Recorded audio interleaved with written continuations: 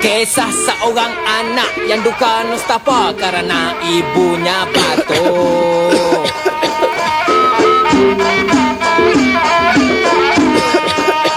Kasihan sungguh dia pergi mendapatkan ubat. Persediaan herba tradisional dan madu ini kemudiannya disebarkan demi kebaikan sejagat. Ubat batuk cap ibu dan anak, kebaikan tradisional untuk batuk dan kahak.